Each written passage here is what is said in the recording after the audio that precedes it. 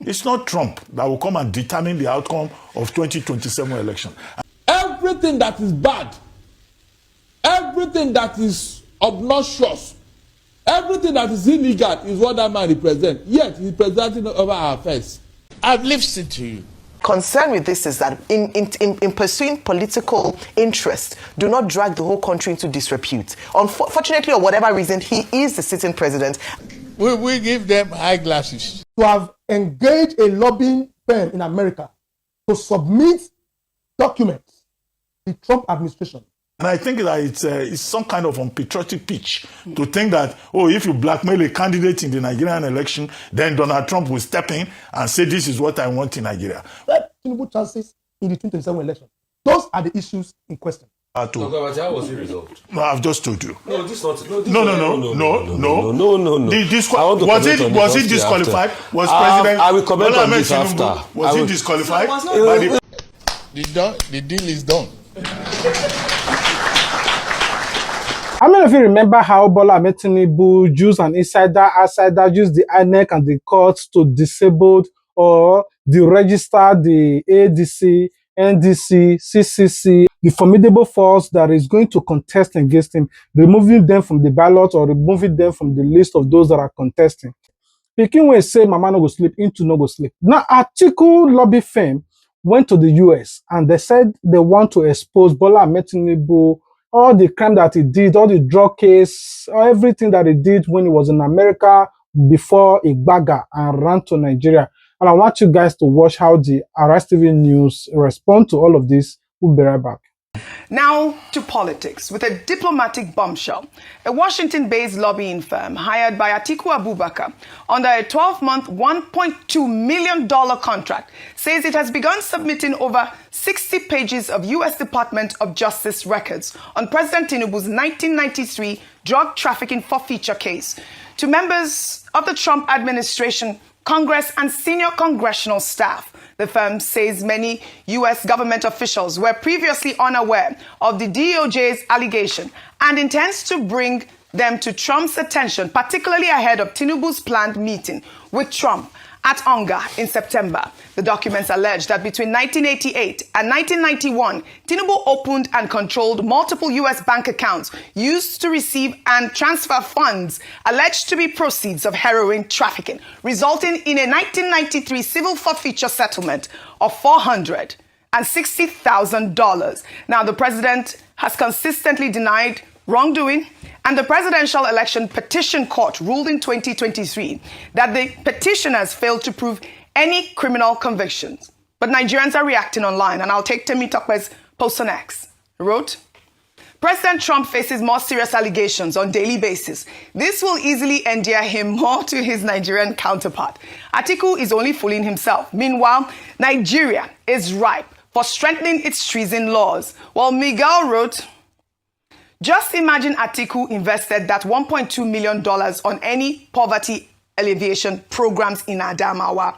But he chooses to waste that huge amount of money in chasing the ghost for a man who has been trying to run the country for decades. His biggest strategy is still running to the US for help. He expects a whole superpower to drop their global issues just to read a 30-year-old civil court case file. Someone needs to tell him that foreign politicians do not hold the keys to the local ballot boxes. Your thoughts? That last commentator cannot be more correct. Now, we have been in this issue, this red herring of civil forfeiture, this and that, every election cycle. I think it started as far back as shortly after the 1999 election, when President Bola Ahmed Tinubu became the governor of Lagos State. Since then, these documents have shown up during every election cycle in which President Bola Ahmed Tinubu has been involved. And the resolution has been the same at the end of the day. The most recent being the 2023 general elections in Nigeria, when petitioners, I think it was Mr. Obi at the time, went to the Presidential Election Petition Court to say that President Bola Ahmed Tinubu, as candidate of the APC, should have been disqualified because he had a matter in the United States. This is the same thing that the ADC, right? That's the party of of ADC, yes. Atiku Abubakar. That's the same thing they've gone to exhume. The same basic material facts about heroin trafficking, forfeiture of $460,000, and then they are going to Donald Trump. Von Basten, that's the name of the PR firm that has dredged this up again. They are talking to Trump. They are talking to the Department of Justice. They are talking about a freedom of information disclosure by one lawyer at a certain time. Just the same story all over again. Just to make a few points. The first is, I don't think anything will come out of it because we're dealing with two different jurisdictions here. And that particular matter, no matter how it was resolved in the United States, has not even been registered in Nigeria. So you can't just go and exhume something without following the due legal process. That's one. Number two is that Alhaji Atiku Abubakar is spending over $1.2 million. $1 million. Yes, $1.2 million. $1.2 million to go and hire a PR firm in Washington. Now, we have PR firms here in Nigeria that are also doing very well. We have the Institute of Public Relations. We have distinguished public relations experts. Now, a man who wants to rule Nigeria, if he's giving out business, why doesn't he encourage the PR industry in Nigeria? There's nothing that Von Basten will do, whether to dredge up some material or to lobby in Washington, that we don't have people, PR firms with even international connections that they cannot do here in Nigeria. That's the second point. The third point here is that people are saying Trump should take a decision on Nigeria. It's not Trump that will come and determine the outcome of 2027 election. And I think that it's some kind of unpatriotic pitch to think that, oh, if you blackmail a candidate in the Nigerian election, then Donald Trump will step in and say, this is what I want in Nigeria. Those who want to rule Nigeria should also respect the sovereignty of Nigeria and not go and lobby outsiders to come and embarrass Nigeria. The fourth point, and I think I can stop on that, is to say that the 2027 general elections should be determined by the Nigerian people. Whatever material fact anybody wants to protest, whatever present, whatever campaign anybody wants to push, let them do it here in a very competent and robust manner, and let the Nigerian people be given the opportunity to make an informed choice. Right. Nobody should dictate to Nigerians. Nobody is going to say you must vote for TINUBU by force. I know everybody you should be able to make your choice. It's just a sentence from you, Rufai, because you have spoken. Just a sentence and a question. Dr. Abati, why didn't you also slam the federal government for going to employ American PR firm? Why didn't they employ? It's the same logic. It's the same logic. We have a PR industry here that is thriving. Go ahead. All right. Okay. We have experts. We have experts. I'm sure you all know some PR experts here. We need to do a balance. Just going to waste public funds and good resources. I don't think he has a right. He's within his rights to pursue this matter, and I do think that this matter of the forfeiture, like Dr. said, has come up a number of times. Yes, it wasn't, but it's just the way that and the low level of expectations when it comes to leadership recruitment that we have that will sweep things like this under the carpet. Right. In any country, you would want to pursue it to the last. However, having said that, as a patriotic Nigerian this morning, I do think that we have to get to a point. I mean, I was talking about aid the other day. They say, no aid. Well, I say we should not collect aid, but any small matter like this, to go and report to President Trump. Somebody comes to go and report to President Trump. Wait. What he's saying is that what he wants to do is, from what I see, is to cause embarrassment, especially because President TINUBU in 2 years is going to hunger and will meet with President Trump. But he did the same in the 2023. Yes, but it wasn't fruitful. So he knows he will not be fruitful. He got to the Supreme Court. What I'm saying is that this is not just about TINUBU. It is the office of the president, and he represents every single Nigerian. Okay. My concern with this is that in pursuing political interest, do not drag the whole country into disrepute. Unfortunately, or whatever reason, he is the sitting president, and whatever we think we want to embarrass one man, it is a gross embarrassment to the nation of Nigeria. And I don't think that we should carry every matter and go to the United States in this neo-colonialism to come and intervene and say, oh, do this. No, we're giving too much power to the United States at this point. Well, Trump should go and solve his trade problems with Mexico and Canada. Sends lobby. And leave Nigeria alone. It's the same thing. All right. Your government send lobby. No, that's collaboration. Wait now. Which collaboration? Collabo. And you listen to what they said. I also want you guys to listen to this particular video of VOP when they were with Osas, and what Osas said, oh, you cannot call the president a drug lord. Now that he's a president, he have immunity. And I just want you guys to listen to what he said. We'll be right back. The question we are asking you from your experience is that, does forfeiture or, entering into a plea bargain, does it in any way give the impression of culpability?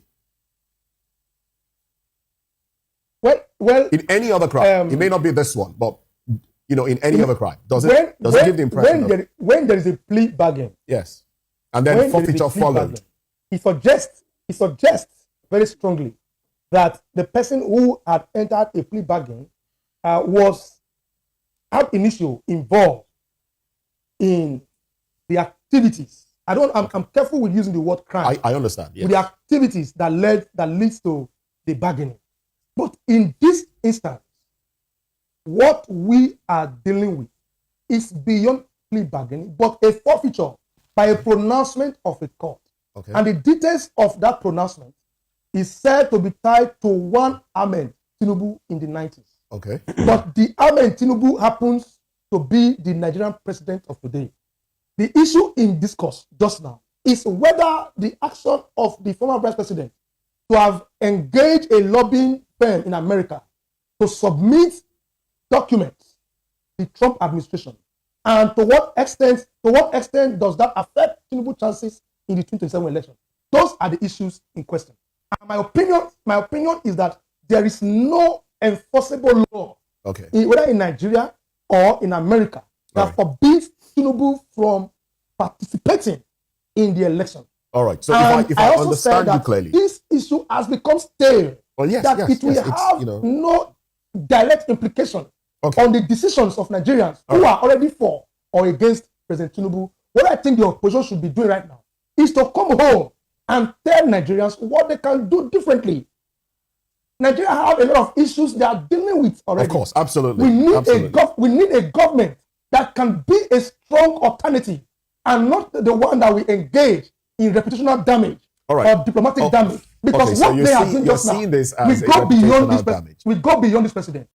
When Atiku went to the US to ask the US president or the FBI, the security agencies or the court to release all the documents that is surrounding Bola Ahmed Tinubu past crime, Bayo Onanuga, the spokesperson to the Bola Ahmed Tinubu on media aid and publicity, came out and said, "How dare you?" He said that kind of things to Atiku, "You a failed politician." Then he said a lot. But I want you guys to listen to what Arise TV News said about the response of Atiku to Bayo Onanuga. We'll be right back.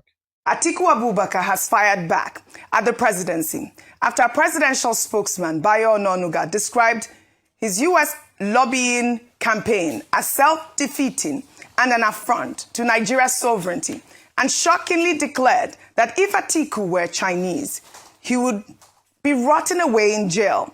Atiku dismissed the statement as proof that the administration has chosen diversion over disclosure and insults over accountability, insisting that raising questions about publicly available records is not an attack on Nigeria's sovereignty, insisting that accountability is not foreign interference, but a fundamental democratic obligation. And, this is what I was talking about, the attack. I'd like your comment on it. And, Dr. Bati, you can wrap up on that, your thought. I thought Frank Shaibu, Senior Special Assistant to Atiku Abubakar's statement and response to Mr. Bayo Onanuga was quite apt. The truth is that we on this table already had said a lot of the things that Mr. Bayo, in fact, I feel like he was watching this show and got a few points from here. Around, number one, an attack on, just questioning why Mr. Alhaji Atiku Abubakar would challenge Nigeria's sovereignty by heading to the United States with this information. That was one. Number two was also talking about the fact that he had a case to answer. Rufai, you mentioned that yesterday, so it was quite interesting to see that his comment. And the response was, stop distraction, stop deflection tactic, answer the main crux of the matter. The main crux, which is asset forfeiture, which Mr. Onanuga did not in any way, address directly. All he did. He said that that's why I said directly. The particular one, I said directly, the particular one that was raised again were certain disclosures that were made anew. And they did acknowledge the fact that in the Supreme Court had ruled that it had no bearing with local elections. But that actual issue of whether or not there was asset forfeiture and what the implications of that was has not yet been settled. And he mentioned in his statement that ought to be done. let's just settle this matter once and for all. That is what that new statement by Frank Schreiber made. Going back to contest of ideas, which ought to be the level at which we play politics, and I just feel like it's such a disservice and cheating the people of a viable, proper, intellectual debate when it comes to the kind of leaders that we ought to choose, instead of mudslinging. In fact, if I asked this morning, is that now part of the work of the presidential spokesman, which is just to sit down and just talk about someone and say, oh, this, and the same vein, President Bola Ahmed Tinubu, that jab at Atiku, even though he didn't mention his name. Let me just say, though, that in fairness to this administration, pensions have been paid. In fact, I understand that there are some recoveries made by the EFCC in terms of asset forfeiture that has gone towards the civil service and ensuring that pensioners are paid. Good. So that's one thing this administration has done quite well. But other things still persist. From President Bola Ahmed Tinubu, his own campaign manifesto is already being read by Nigerian people. His performance in his first administration, the previous campaign, how well he has been able to discharge those duties. Right. So thank you for highlighting that aspect of the pension. Just to the matter about civil forfeiture of $460,000 in the United States has been settled. After the 2023 general election, the matter came up that President Bola Ahmed Tinubu should have been disqualified. And the Presidential Election Petition Commission, PEPC, addressed that matter. And they said it didn't apply. Because when you are taking a matter from another jurisdiction, for it to apply in your jurisdiction, you register it first. There was no registration. You can't just go and take a matter that has been resolved in another jurisdiction and just throw it. So the best that they can do is to keep talking about it, to influence public opinion. Yes. But it's a matter that had already been resolved in the 2023 election. And that was why I referred to... Dr. how was it resolved? No, I've just told you. No, this not... No. Was it disqualified? Was President... I will comment on this after. Was it disqualified? It was not resolved. It was one of the issues... Dr. Abati, it was not resolved. What Mr. Frank Schreiber was stating was about conflict of jurisdiction. It was not resolved. Conflict in terms of jurisdiction and the legal processes that you have to follow. Yes. Those who raised the allegation did not even follow that process, and that was the position at that time. What else could have been settled by that presidential election? Fine. Just respond to that. But you can use it for public opinion and just respond to that discredit people. Because I want you to comment on the next so it's just it's not a matter that Dr. Bati says it was resolved. You have your own opinion. With due respect, Dr. Abati, there was no resolution. Okay. You see, we were all in this country that time. What happened was that when they got the files from America, the time was already short in the filing and registration and all the court processes. And that's why the Supreme... It was also a matter of jurisdiction. It's just a matter of jurisdiction, yes. And I'm happy he made mention of jurisdiction because this was the same Dr. Abati, about 2 weeks on this table, that was defending that if a UK clot, Claire, what's her name? I talked about registration. You have to register it. That automatically they should not try for what is clear. Now we are talking about jurisdiction. But why do you both say that it was not resolved? It was not resolved because the matter was not the court dismissed the matter. Okay, you are saying it was a dismissal. It has not gone through the process. Admit it. It has not gone through the full process of registration and everything. Okay. All right, fine. Things can still come back. Audrey, when you talk the other one, I want to now talk the so you can carry everything. So Dr. Bati, your stand is that the matter was decided at the presidential election committee. Yes, that's your stance. And your stance is the fact that it was not admitted. So what they are saying there was not doubling down on the fact that it wasn't admitted, can it be looked into again at the in the next time? So those are the questions that Nigerians... All the good things in life will come to you for that question. Okay. Dr. Abati, answer that question. All right, good. So can it be looked into? Dr. Abati, answer that question. Those are the questions Nigerians will ask. Doctor, question. Now you listen to what Atiku said. You listen to how the Arise TV News respond and the analysis of them.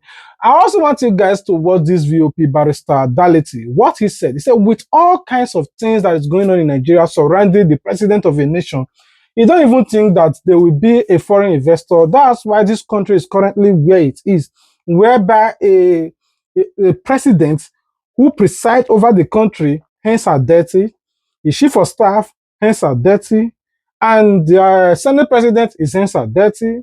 Minister of Work, his hands is dirty. Everybody working with this particular government, I don't even know if there are few, but we'll just use some, are only clean, but there's none. But I'll just say some in case they want to sue you. Anyway, I want you guys to listen to what he said. We'll be right back. How can investors come with this kind of thing, Mr. Okoro? Are you aware that this thing has gone viral all over the world? A sitting president of Nigeria, telling the whole world not to reveal his criminal records. What does that tell you? Mr. Okoro, can you do business with such a president when he comes to you and say, come and invest in my country? Can you? You can see the person demarketing Nigeria. You can see the person refusing investors to come into Nigeria, Mr. Okoro. Do you even know what is going on here? This man is paid money. Somebody from US said that over $2 million is involved in this thing, just to stop somebody's record from being reviewed. If Mr. TINUBU have a very good record, Mr. Okoro, will he be going through this route? And that is the same man who is ruling Nigeria. It's not only the FBI, I hope you know. Yeah, DEA is involved, Drug Enforcement Agency. You can see the kind of character that is presiding over our affairs in Nigeria, Mr. Okoro. Have you seen why things are not moving? Have you seen why Nigeria is where it is now? How can such a character represent good governance? Just tell me, how? Can you put something on nothing? No, can you put something on nothing and expect it to stand? The whole world should come to the aid of Nigeria. We are in a very big trouble in the hands of TINUBU. He has dealt with us in a manner unprecedented in the history of this country. Everything that is bad, everything that is obnoxious, everything that is illegal is what that man represents. Yet he is presiding over our affairs. How can we move forward?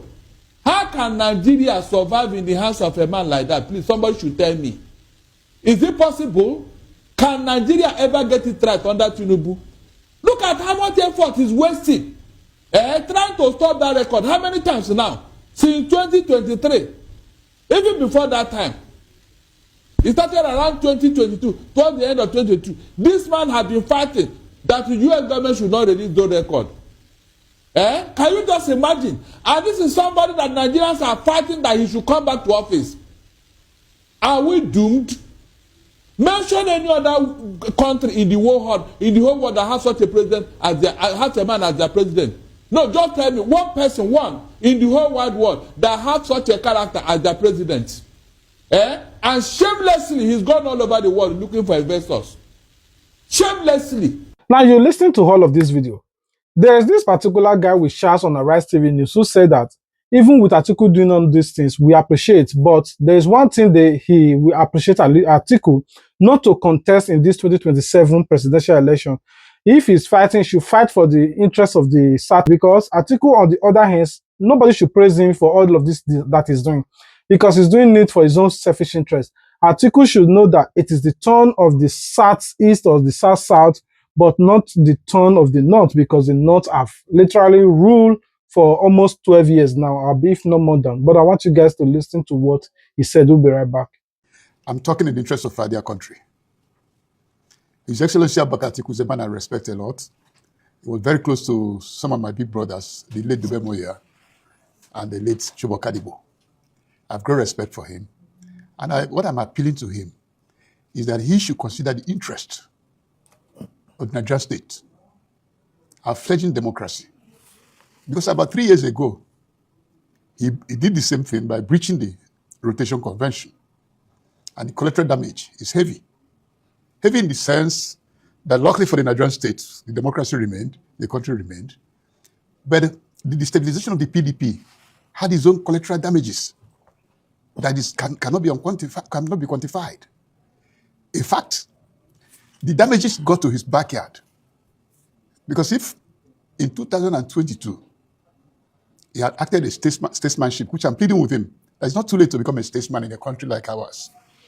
If he had said that in 2014, I walked away from the PDP, telling the then President Jonathan that it's the turn of the North, and joined the APC, ran, I think we were less than 1 year old when they joined us, in protest. And he contested for presidency with us and came third. Buhari came first. Kwankwaso second, he came third. And he went back to PDP. And in 2018, presidential primaries of the PDP, no southern aspirant participated. In fact, Wike, then governor of Rivers State, was chief host. In obedience to the rotation convention. By the way, he couldn't have been vice president in 1999 if the big goons then were flamboyant. You mean the big guns? Yeah, because when you say goons, it gives a sort of different sheen. But please go on. Okay. Yeah. Let us say the big wigs Yeah. of both the PDP Right. and the APP then, the defunct APP. There was the flamboyant Abakarimi, Umaru Shinkafi, Adam Chiroma, Dr. Shola Saraki, and others, who were, by any standard, if they were on the top, Obasanjo that I know, as a statesman, could have said, okay, I don't want to compete with them. God, thank you for just coming out safe from the prisons. And they all said, no. The Nigerian state is more important than us. Yes, we can talk of merits, but without the country, merit will be of no consequence. They swallowed their own ambition and allowed the zoning to start. Upon which the law fell on President Obasanjo, who now chose Atiku as vice presidential candidate. If Rimi had contested in PDP and won, Atiku couldn't have been. And Obasanjo could have defeated Rimi by any standard. So what am I saying? I'm saying that when he breached it in 2022, the consequences in the PDP had made, because most of the time I will see him talking about one-party state. President TINUBU is engineering one-party state.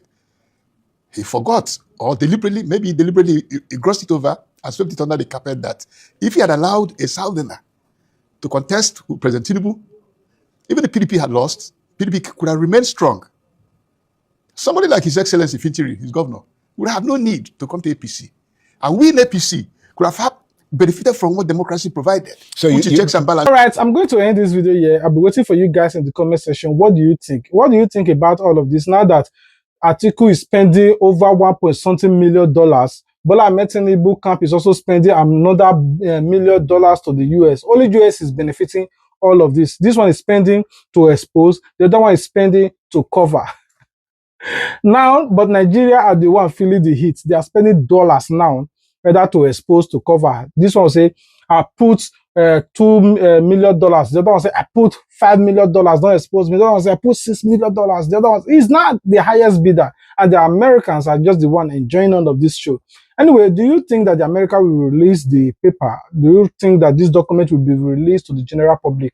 Do you just think it's another way to just waste their resources? Now that the America, on the other hand, is just looking for a way to make the other African countries of the whole world, because this, since Donald Trump entered power now, he wants just to shop anybody at every given point. But I'll be waiting for your suggestion in the comment section.